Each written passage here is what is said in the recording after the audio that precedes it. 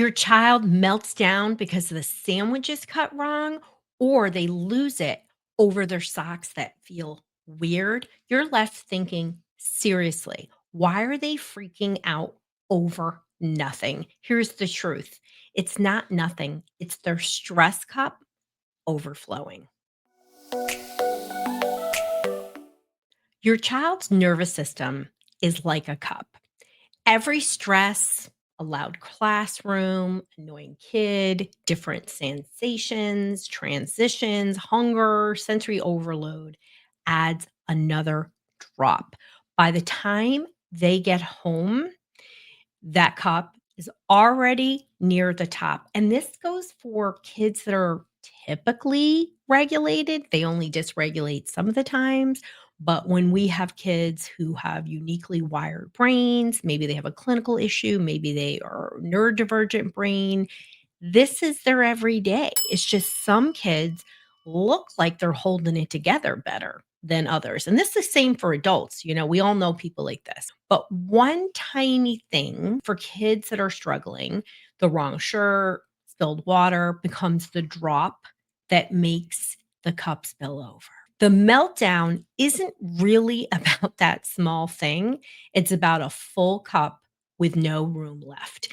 I have been explaining this to people for 3 decades, and we get so hung up on the thing, the actual trigger that created it. And it really can be something that we're just not connecting to, but often it is a lot of these drops that fill people's cups. Why do small things trigger big reactions? We're seeing this in all our kids. This is why I'm doing this. If you're looking for more solutions, you can go to drroseann.com/help, take my solution matcher, and it's going to guide you to the right solution for exactly where you're at.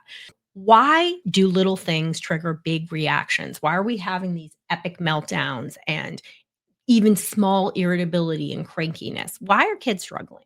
What happens when we keep putting these drops in a full cup is the brain starts going into survival mode. And that's when stress builds, the amygdala gets hijacked, our prefrontal cortex, here's your amygdala, the prefrontal cortex, where logic, perspective, problem solving literally goes offline. So our emotional center, our prefrontal stops working. Small frustrations begin to feel enormous. No matter how much you try to reason with your kid or talk to them, forget it because it's not going to happen. You better chance of winning lotto.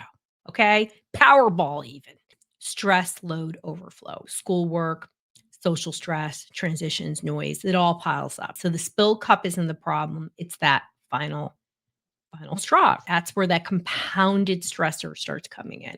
We have kids who are struggling with under and overstimulation. And again, the neurodivergent child, the child that already has clinical issues, is not going to have a lot of wiggle room here because there's too much or too little input leaves no buffer for frustration. They're really going to have a hard time. We have nervous system sensitivity. We have some people who are just more sensitive without a clinical issue. A regulated brain will just see water in a cup, and a dysregulated kid will feel that the world is ending. And we are trying to reason with them. And our logical brain, I do this all the time with the families I work with, are thinking, well, he plays sports. He's got A in math. Like, what's going on here? He's doing this on purpose. Why can't he? Something's got to be wrong with him. We got to medicate. This is our nervous system dysregulated. And again, the nervous systems can be trained. This is why we're talking about regulation first. I had a mom, her name was Debbie. Debbie and Jen are like so many Debbies and Jens are in my personal life and moms that I work with. It's just a common 70s, early 80s name. But she was somebody who just dreaded after school snack time. For whatever reason, her daughter would just scream after school for snack. The apples weren't just right, or if this food was touching the other food. And at first, mom thought she was being dramatic, say, come on, get over it. But then she started accommodating her and started making sure things didn't touch. And then it just started spiraling into other things and get really out of control.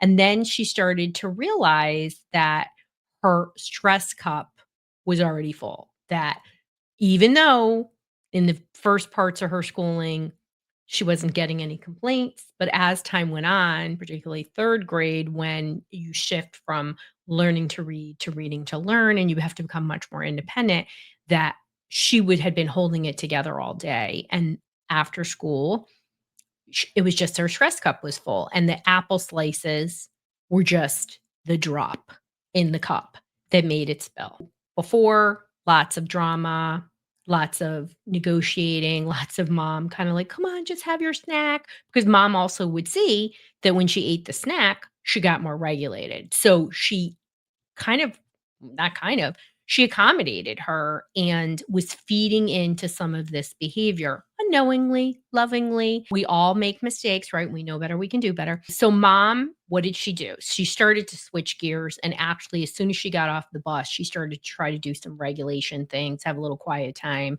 before she even pushed the snack, right? Because mom was making that connection. She eats and she regulates. But actually, what she was doing was getting caught up in an argument about it.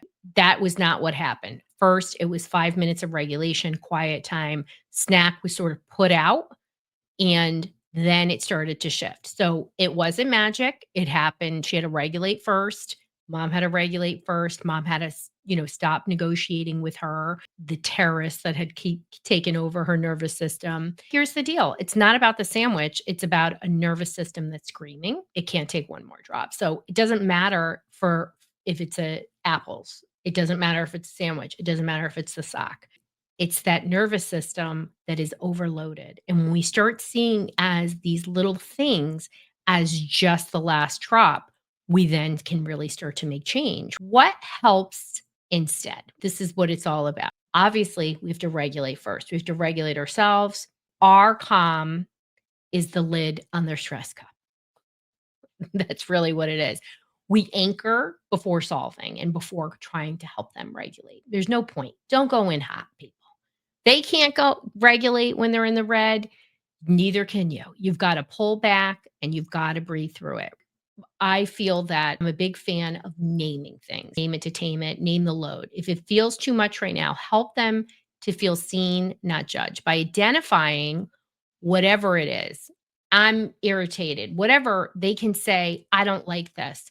But it helps them to start to see their own patterns so that we can break this cycle later. Really important that we're not, and we can help our kids like, "Oh, sounds like this is a really hard time for you right now to have a snack." We want to really have micro resets, the stretching, the water, one breath. Each pours stress out of the cup because we have to get that nervous system from the sympathetic dominant down into a relaxed parasympathetic state. And that is by chipping away, right? Yeah, tools like I have my Calm PMF and magnesium can really expedite it. But no matter what, those are tools. We have to have regular routines that our nervous system, just like it wants to go into activation, we actually can train it to go right into a parasympathetic state. As soon as you say the word breath for me, I'm like, "Oh, okay. I just wanna do a 4, 7, 8 breath and bring myself right down to a parasympathetic state." I actually, when I'm getting, blood pressure taken, I love to be able to watch it get controlled by my breath. That's how much I can control my nervous system and how much breath can control your nervous system when you've trained it. We wanna have predictability and preparation, countdown timers, snack routines, gentle warnings. This lowers the stress load. Predictability is powerful. It takes the surprise away from the nervous system because when we constantly are transitioning or surprising, it's actually creating activation. And we co regulate before correcting. Once the cup is emptier and we have space, we've taken it out of that sympathetic dominant state and we've moved it closer to parasympathetic. That's when your child can problem solve without hanging on to you. I often talk about my favorite meme is like this kid who's screaming they can't swim and an adult walks up to them and puts their legs down and it was like literally 2 feet of water if not, if less.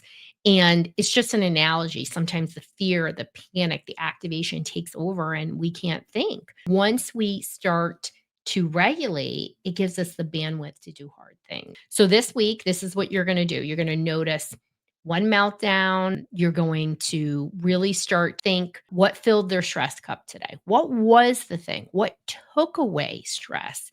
And then write it down. Over time, these patterns will emerge where you can pour out stress before it spills over. And it's never about the sandwich, the apples, the socks, or some benign trigger. It's about the stress cup. And when you regulate first, you stop the spill before it ever happens. That's critical because we want to get out of this reactivity cycle of the nervous system, and then the behaviors get stuck. And then you are pulling your hair out. More step by step tools to calm your child's nervous system. All you have to do is subscribe to our Dysregulation Insider newsletter. It's awesome. It's got short, it's quick, 5 minutes every week, every Tuesday in your inbox. You can go to drroseann.com/newsletter. And parents have said things to me like, it speaks to me. It's been so helpful. I can't wait. I save every one. So it's another valuable tool that is a parenting lifeline in these times where we need to really think about regulating first. Want more insights and solutions? Well, subscribe to our Dysregulation Insider and it will show up in your inbox every week.